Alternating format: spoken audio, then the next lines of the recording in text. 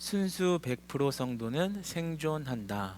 순수 100% 성도는 생존한다 라는 말씀으로 함께 신명기서 말씀 나누겠습니다. 죄송하지만 방송실 마이크 여기 모니터 소리 조금만 더 이렇게 올려주시길 부탁드리겠습니다. 순수 100% 성도는 생존한다. 여러분 사과 주스, 과일 주스 좋아하시나요? 우리가 이렇게 과일 주스에도 종류가 이렇게 나눠지잖아요. 어떤 것들은 이제 착즙 주스라고 해가지고 이제 100% 과일만을 갈아서 이렇게 만든 주스가 있고, 또 다른 주스는 이제 뭐라고 표현해야 될지 잘 모르겠어요. 그냥 시럽 주스라고 표현할게요. 과일도 들어가 있지만 뭐 한 95% 들어가 있다 하더라도 이제 뭐 설탕이나 뭐 어떤 혼합물을 넣어서 이렇게 만든 그런 주스가 있습니다. 100% 착즙 주스를 이렇게 다 드셔보셨겠지만 이렇게 먹어보면 좀 다르잖아요. 아무래도 그냥 과일만 갈아서 이렇게 만든 거다 보니까 뭔가 그 과일 본연의 맛이 느껴지고 좀 더 이렇게 신선하고 좀 더 훨씬 자연이 주는 그런 달콤함과 어떤 청량함이 느껴지는 그런 맛이 있죠. 다소 좀 비싸기는 하지만 그렇죠. 그래서 잘 안 먹게 되고 그렇기는 하지만 그렇죠.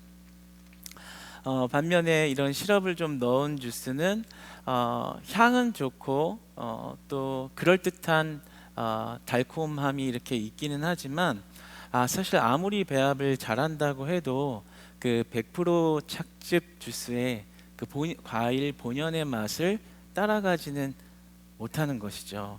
그러니까 비슷한 사과 주스이기는 하지만 둘은 엄연히 다른 주스가 되는 것입니다.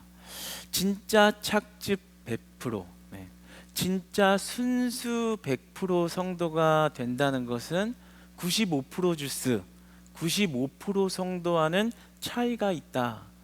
엄밀히 말하면 다르다라는 것이죠. 우리가 아무리 크리스찬의 이런 겉모습을 지니고 있다고 해도 우리가 하나님 보시기에 참 백성이 아닐 수 있다라는 것입니다. 그러니까 진짜 성도와 흉내내는 성도는 엄연히 다르다라는 것이죠. 참 백성이 된 자는 생명이 있고 구원이 있습니다. 그러나 흉내를 내고 있는 자에게는 생명이 없습니다. 생명이 있다라는 것은 복이 있다라는 것입니다. 저는 크리스찬 교회 모든 성도님들이 오늘 말씀을 인해서 그 생명의 복 안에 거하는 삶이 되기를 원하는 것입니다. 오늘 말씀을 이렇게 읽어보면 단순히 조건적인 축복으로만 이렇게 단편적으로 이해하는 경우들이 있어요. 말씀을 지키면 복 받는다. 맞는 이야기입니다. 그런데 사실 조금 더 깊이 있게 들어가 보면 오늘 말씀이 우리에게 말씀하시는 것은 단순히 그냥 잘 지키면 복 받고 안 지키면 저주다 라는 말만 하는 것이 아니라 그보다 조금 더 높은 차원의 이야기를 하고 계세요. 본질적인 관계에 있어서 하나님과 우리의 관계가, 하나님과 나와의 관계가 건강하게 잘 설정되면 이로 인해서 우리가 하나님 말씀에 순종하고 순종함으로 복을 받는다, 이 말씀을 하고 계신 것입니다. 여러분, 진짜 100% 성도는 하나님과 어떤 관계에 있는 걸까요? 오늘 본문 말씀 4절을 보면 떠나지 않은 이라는 말이 나옵니다. 하나님 여호와께 붙어 떠나지 않은 이라는 말이 나오는데요, 여기서 붙어 있다, 떠나지 않았다 라는 말은 이 히브리어로 다베크라는 말입니다. 그런데 이 다베크라는 말에 참 주목을 한번 해보기를 원해요. 이 다베크라는 말은 구약에서 3회밖에 사용이 되지를 않았는데요, 이 속뜻으로는 달라붙는, 굳게 결합하는, 집착하는 이라는 말이 있습니다. 용례를 살펴봐서 더 뜻을 풀어서 이야기하자면, 왜 우리의 몸에 이렇게 팔이 있고 이렇게 손가락이 이렇게 붙어 있잖아요. 몸에 이렇게 기관들이 붙어 있는 것처럼 결합되어 있는, 완전히 달라붙어 있는 그 정도의 친밀감을 접착감을 접착 정도를 이야기하는 거예요.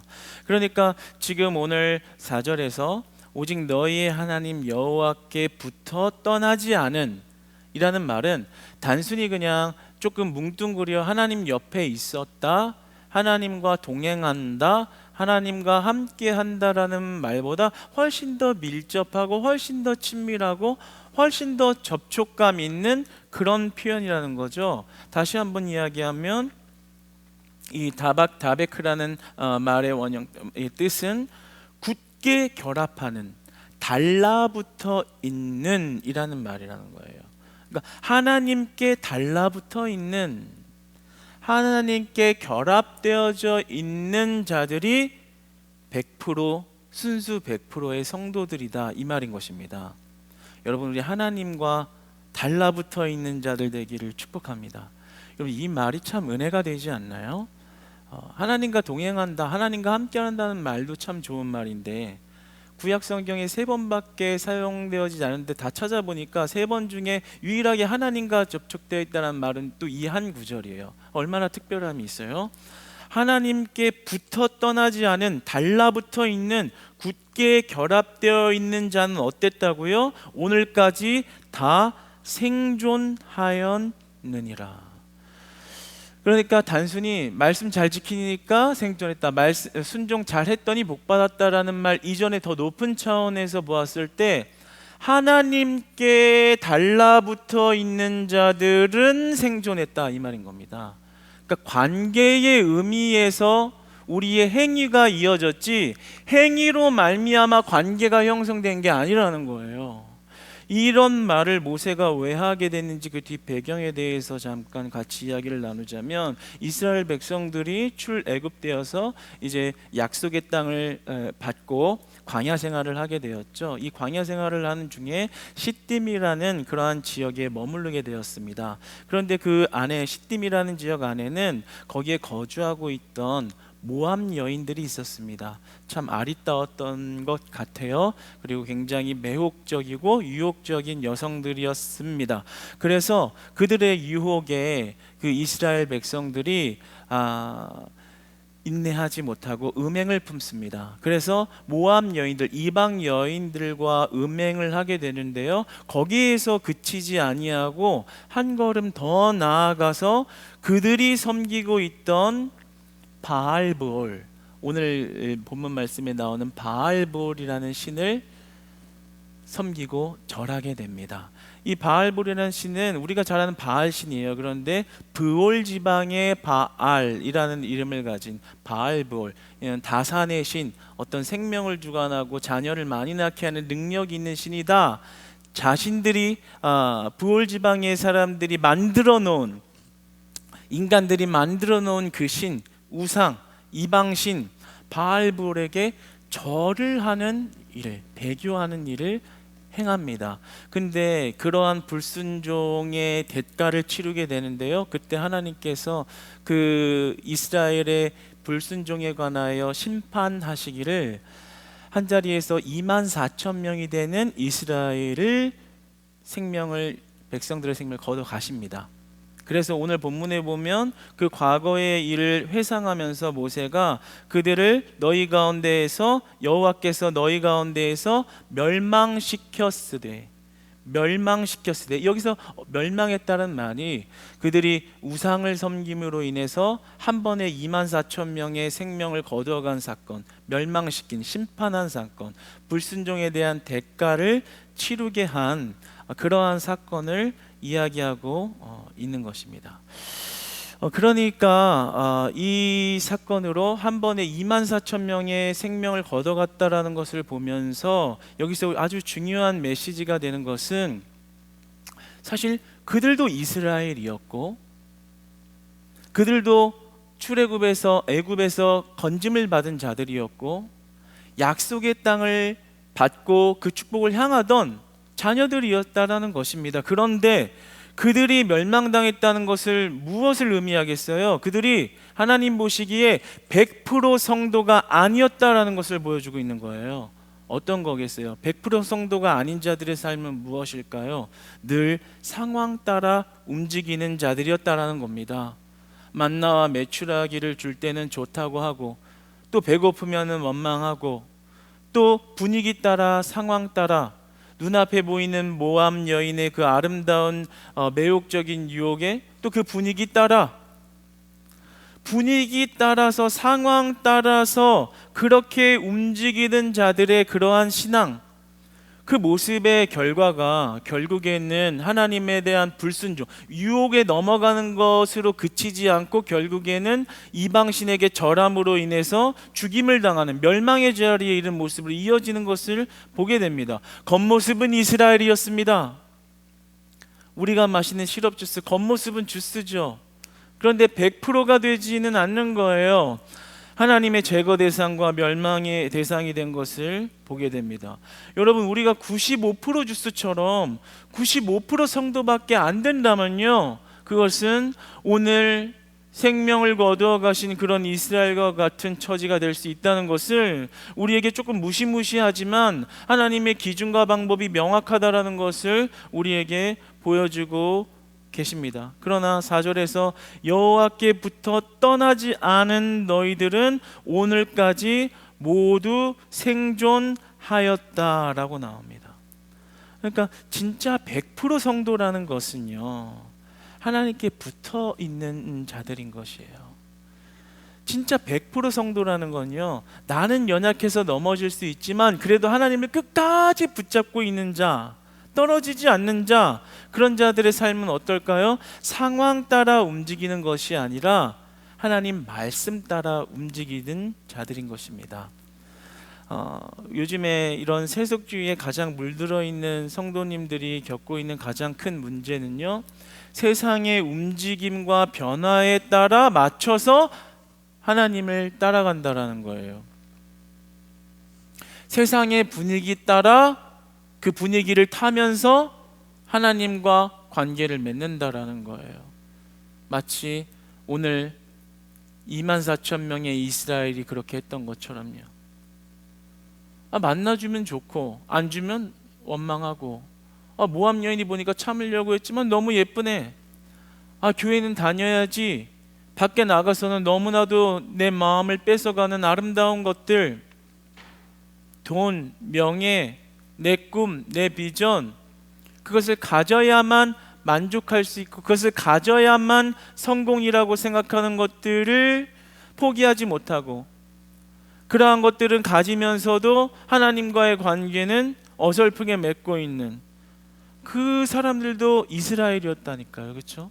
겉모습은 이스라엘이고 애굽에서 건짐도 받았던 자녀들입니다. 그러나 하나님께 완전히 붙어있지 않으면 결국에 죄성을 가지고 있는 우리들이 언제든지 무너질 수 있다는 것을 보여주는 거예요. 오늘날 성도들의 가장 큰 연약함과 문제가 뭐겠어요? 세상의 움직임 따라 하나님을 섬기는 것, 세상의 경기, 물정과 경기 따라서 하나님을, 신앙의 경기를 타는 것, 문화와 정치 분위기 따라서 신앙도 그 분위기 타서 하나님을 섬기는 것, 어려우면 어려운 만큼 적당히 섬기고 바빠지면 또 바빠서 하나님을 섬길 수 없고 95%짜리 신앙인들인 겁니다.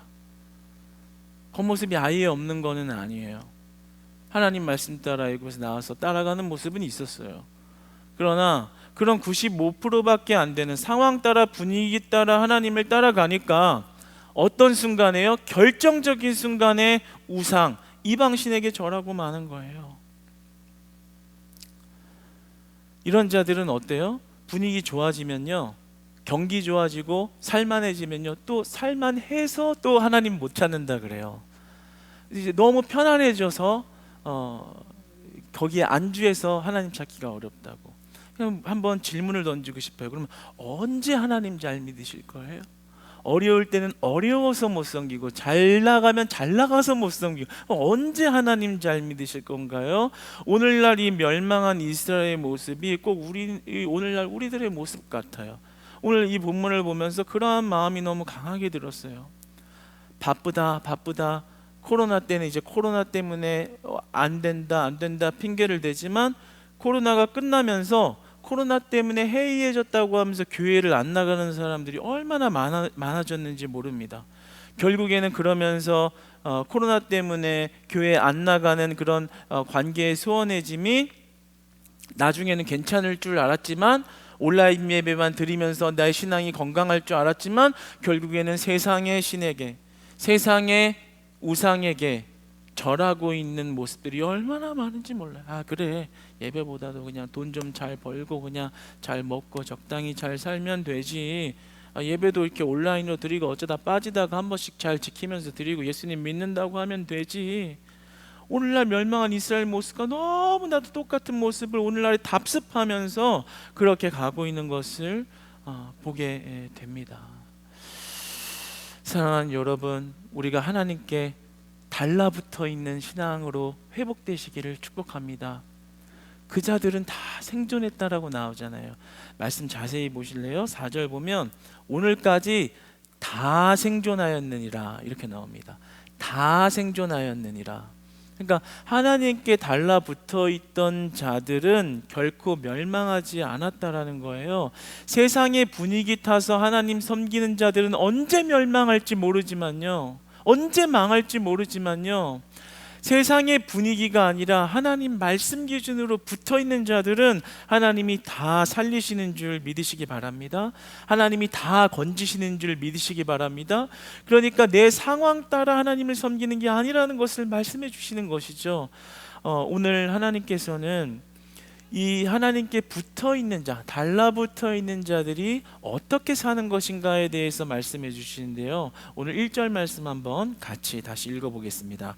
시작. 이스라엘아, 이제 내가 너희에게 가르치는 규례와 법도를 듣고 준행하라. 그리하면 너희가 살 것이요 너희 조상의 하나님 여호와께서 너희에게 주시는 땅에 들어가서 그것을 얻게 되리라. 네. 이 말씀을 볼 때 이제 듣고 준행하라 이렇게 말씀하시잖아요. 명령형이에요. 우리가 한번 이 말씀에서 잠깐 주목해서 보기 원하는 것은 명령을 하셨다라는 거죠. 얘들아, 너희가 말씀을 잘 지켰으면 좋겠다. 잘 지키면 복 받을 거야. 그러니까 잘 지켜가 아니라, 설득이나 권유가 아니라 명령이에요. 듣고 준행하라. 명령으로 하나님의 말씀을 지켜야만 복을 받고, 아니면 너희들이 멸망할 것이다 라고 말씀하고 계십니다. 오늘날, 그러나 우리 오늘날 사람들이 가장 싫어하는 것이 순종, 권위, 이런 말에 경기를 많이 일으키거든요. 왜냐하면 순종하라, 어떤 권위에 복종하라라는 그런 말 자체가 어떤 한 개인의 자유의 의지를 박탈시키는 것 같은 느낌을 받기 때문에, 오늘같이 개인주의 성향과 어떤 개인 자유의 의지를 강조하는 이런 시대에 굉장히 거부감을 주는 말씀으로 더 다가오기도 합니다. 강압적이라고 생각을 하는 거죠. 거기에 대한 어떤 부담감과 강한 거부감을 가지는 오늘날의 사람들의 마음의 상태를 보게 됩니다. 그런데 그럼에도 불구하고 하나님께서 뭐라고 말씀하세요? 너희가 그 규례와 법도를 듣고 준행하라. 그리하면 너희가 살 것이요. 명령을 한다라는 거예요. 그러면 이 순종에 대한 명령적인 요구를 우리는 어떻게 받아들여야 할까라는 겁니다. 아마 많은 성도님들도 이런 말씀에서 오늘날 이 안에 있는 우리 예배 공동체 안에 있는 분들도 이런 부분에 마음의 부대낌을 많이 가질 거예요. 명령 안 지키면 죽는다. 명령 잘 지키면 산다. 왜 이렇게 강압적으로 부담스럽게 이야기하실까? 그 부분을 나는 그러면 수동적으로 억지로 끌려가듯이 겨우겨우 해내야만 살 수 있다, 이런 말씀인가? 그런 고민 속에서 능동적이고 훨씬 더 적극적인 차원의 순종을 해내고 있지 못한, 왜냐하면 이것에 거부감과 반발감을 가지고 있기 때문에 어떤 그런 온전한 순종의 모습을 실천의 영역으로 나아가지 못하는 그런 모습들을 좀 보게 됩니다. 그러나 여러분, 이 순종의 요구는 자유의 박탈이 아니라 하나님께서 우리에게 주시는 사랑의 특권과 은혜입니다. 사실 이 언약과 율법의 관계를 설명하려면 오늘 시간으로는 많이 부족하지만 짧게나마 그래도 우리가 이것을 이해하고 넘어갔으면 좋겠는데요.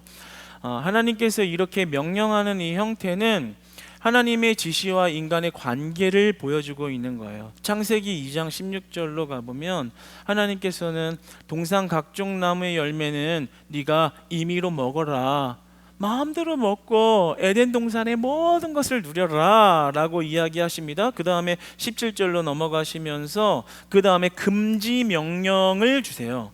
금지 명령, 하지 말아라. 선악을 알게 하는 나무의 열매는 먹지 말라. 네가 먹는 날에는 반드시 죽으리라 하시니라. 하나님께서 금지 명령을 내리십니다. 하지 말아라. 내 말을 들어라. 이것도 굉장히 오늘 말씀에 비쳤을 때 동일한 이런 문맥으로 보면 굉장히 강압적인 명령으로 보일 수 있겠죠. 그러나 이건 역시 인간을 죽이기 위한 장치가 아니라 하나님의 말씀을 절대적으로 신뢰하고 순종하게끔 하기 위한 굉장한 특권과 은혜를 베푸시는 겁니다. 이 명령은 하나님에 대한 사람의 신뢰를 격려하고자 하는 의도가 있는 것입니다. 그러니까 금지 명령이라는 것은 사실 우리의 유익을 위해서 마련하신 장치라는 것이죠. 이렇게 이야기할 수 있겠습니다. 하나님께서는 결혼하여서 부모를 떠나 한 몸을 이루라고, 부부가 한 몸을 이루라고 하셨죠. 부부에게 주어지는 책임이 있습니다. 어떤 조건적인 계약이 성립됩니다. 그것은 그 부부가 서로 말고 다른 사람을 사랑하지 않아야 한다는 조건이 성립됩니다. 그러면 이 조건이, 이 어떤 관계에 성립된 이런 계약이 속박이고 억압일까요? 네. 속박이고 억압이고 불합리한 조건일까요? 이 조건은, 이 계약 조건은 서로 간의 사랑을 지속하기 위한 사랑의 규정으로 보아야 합니다. 서로 사랑을 편안하게 지속하기 위한 사랑의 규정인 거죠. 이거를 속박이고 억압이라고 생각하는 순간 그 계약이 깨져나가는 것이죠. 네. 그러니까 하나님께서 우리에게 하지 말아라. 네가 내 말을 그대로 지키지 아니하면 너는 멸망하게 될 것이다. 하나님의 심판을 받게 될 것이다 라는 그런 강압적인 명령, 금지 명령은 어찌 보면은 우리를 향한 속박과 억압처럼 보일 수 있겠지만 그것이 아니라 우리를 살리기 위한 하나님의 장치이자 우리에게 유익을 주기 위한 하나님의 특권이라는 거죠. 뭐겠어요? 죽이기 위한, 그것을 안 지켜서 널 죽이겠다라는 것이 아니라 내 안에 거하고 있으므로 네가 에덴 동산의 모든 것들을 자유롭게 누려라. 그러니까 우리를 살리기 위한 의도로 그러한 장치를 말씀하신다라는 것입니다. 그러니까 우리가 집중해야 할 것은요, 안 지키면은 나는 심판받아 라는 것도 맞는 말이겠지만 우리가 훨씬 더 집중해야 하는 것은 내가 하나님의 말씀 안에 거하여 그 말씀 지키고 살면 나를 복 주시고 나를 안전하게 하시고 나를 살리시고자 하는 하나님의 사랑과 긍휼이 나에게 있는 것이구나. 그 사랑과 그 은혜와 그 축복을 바라봐야 한다라는 것입니다. 원래 이것은 한 2-3시간 이상 이렇게 이야기해야 하는 것인데 나름대로 짧게 설명하려니 진땀이 나기는 합니다. 그러나 어느 정도 이 부분이 전달되었을 것이라 이렇게 보고요.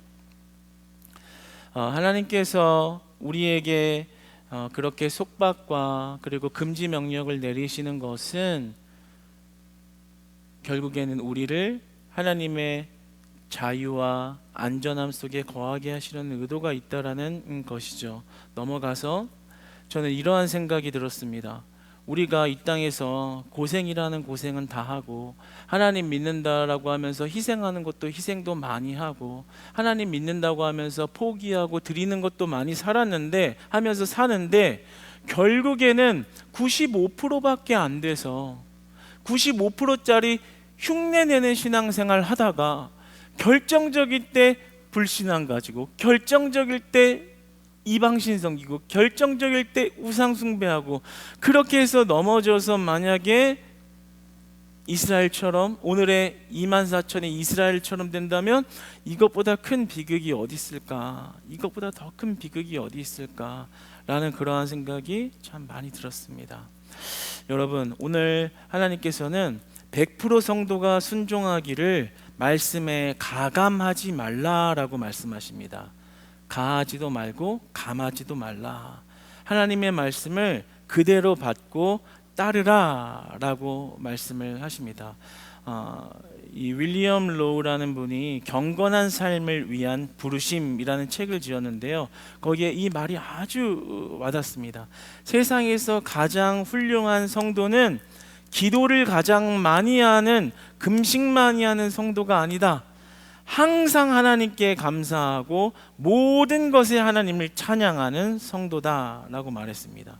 여기서 참 와닿는 부분이요, 항상 하나님께, 모든 것에서 하나님을 이라는 말입니다. 항상 하나님께, 모든 것에서 하나님을, 전적인 순종을 의미하는 거죠.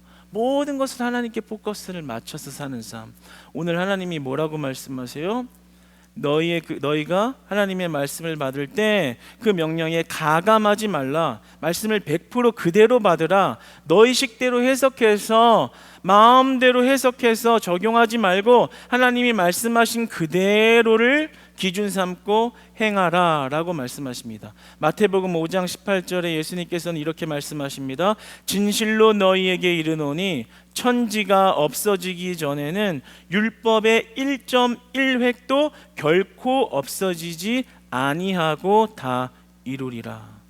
여기에서 1점이라는 뜻은요, 붓 한 번 살짝 움직이는 정도로 아주 조그만한 내용 정도를 의미하는 겁니다. 그러니까 1.1획이라는 게 정말 붓글씨로 조그만하게 이렇게 뭐 하나 긋는 것 정도조차도 마음대로 생각하지 않고 그대로 지켜내는 것을 의미해요. 근데 예수님이 우리에게 말씀하시는 게 뭐예요?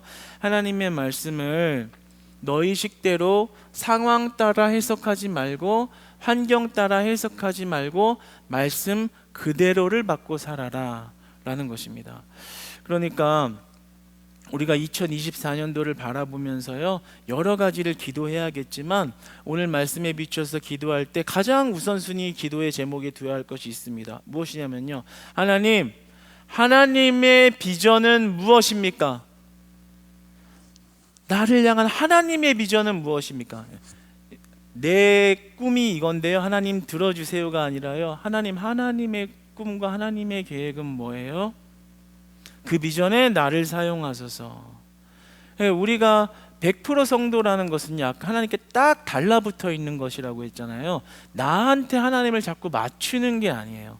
내 상황에 그냥 해석해서 하나님이 이렇게 하셨나 보다 그냥 마음대로 해석해서 그냥 말씀에 눈에 들리고 은혜되는 부분 이렇게 그냥 편집해가지고 내 말씀 삶에 적용하는 게 아니에요.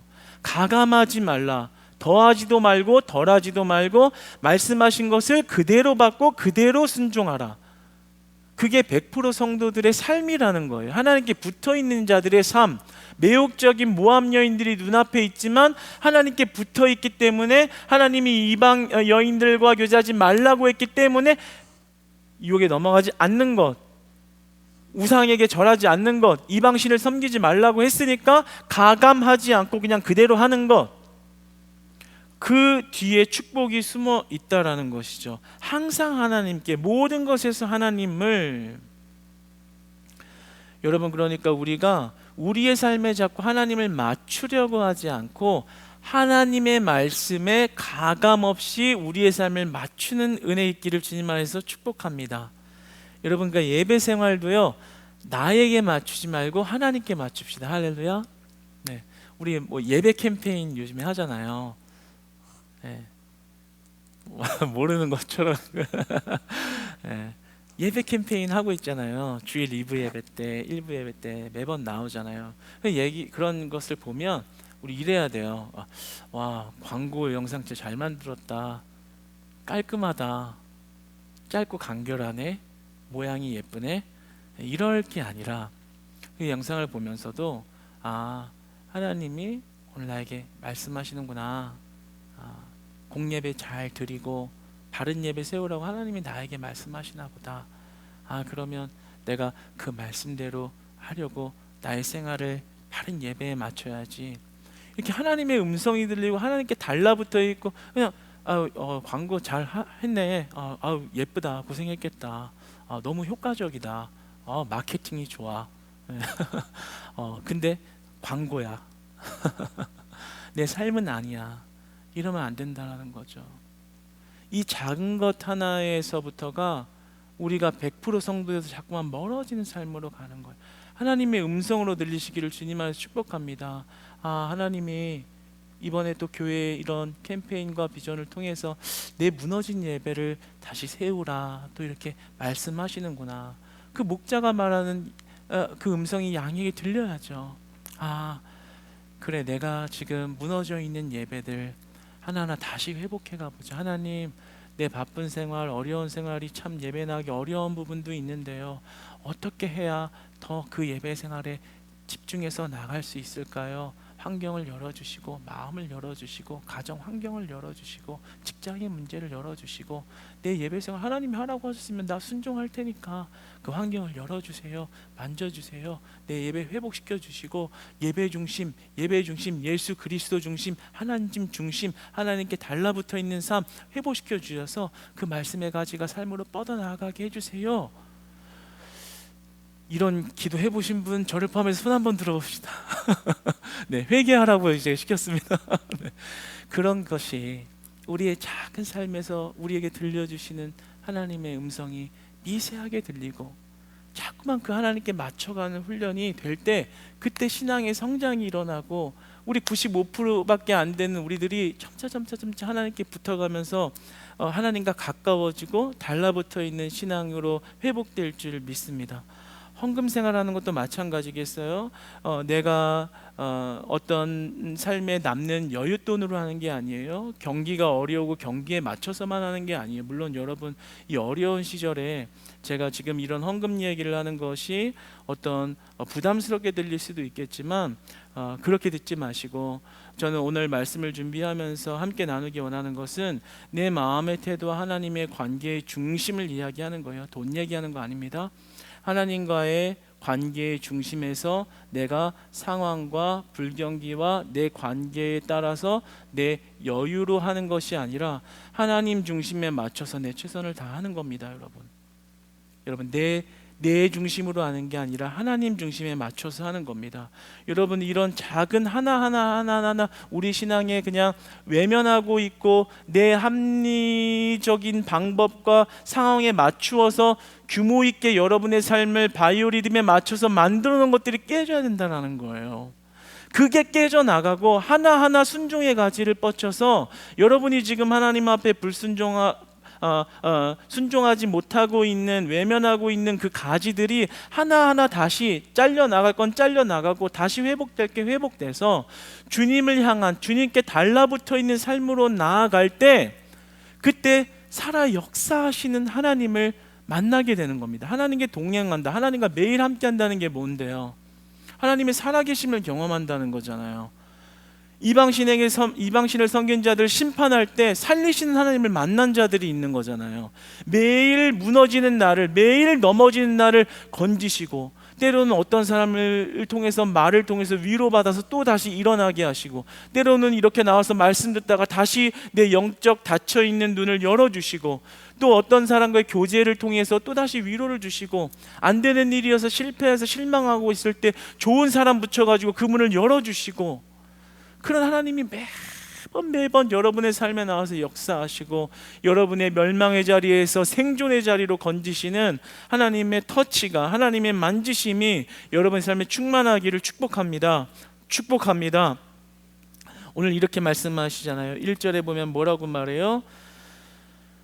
너희가 그 규례와 법도를 듣고 준행하라. 그리하면 너희가 살 것이요 너희에게 주시는 땅으로 들어가서 그것을 얻게 되리라.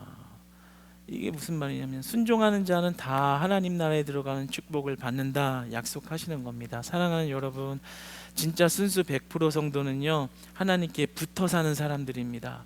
예배 시간에만 존재하는 하나님이 아니라 우리의 삶에 점적으로 역사하신 하나님을 풍성하게 만나는 저와 여러분 되셔서요 2024년도에는 하나님이 우리의 삶을 끌어가시고 이끄시고 높이 세우시는 그러한 은혜가 넘치는 그런 삶이 되시기를 주님 안에서 축복합니다.